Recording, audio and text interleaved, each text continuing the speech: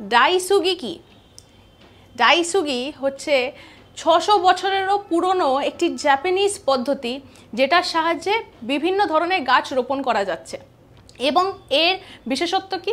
এইখানে কিন্তু যে গাছটি রোপণ করা হলো নতুন অন্য একটি গাছের মধ্যে, সেইখানে যে আমরা কাঠটি পাবো সেটা কিন্তু একদম সোজা হচ্ছে। এটাই হচ্ছে তার স্পেশালিটি বা ইউনিক ফিচার বলা যেতে পারে।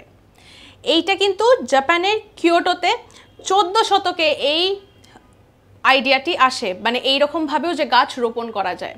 আর সেটা কিন্তু প্র্যাকটিসও করা হয়। মানে কিরম দেখবেন, গাছটি কিছুটা গিয়ে আপনি গাছপালা মানে পাতাগুলি দেখতে পাবেন, ক্যানোপিটা দেখতে পাবেন, আর তারপরে আবার সোজা কাণ্ড উঠে গেছে একদম স্ট্রেট করে, আবার পুরো ক্যানোপি রয়েছে। এই রকম পুরো স্ট্রাকচারটি হয়। এটাই হচ্ছে ডাইসুগি, যেটি একটি জাপানিজ গাছ রোপণ করার টেকনিক। এইরকম কিন্তু নানা ফ্যাক্টস রয়েছে আপনাদের জন্য।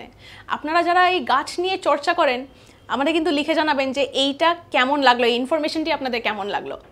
আমরা রয়েছি হোয়াটসঅ্যাপেও, তাই ফলো করবেন, লাইক শেয়ার সাবস্ক্রাইব করুন এবং সঙ্গে রাখুন আজ তাক বাংলাকে।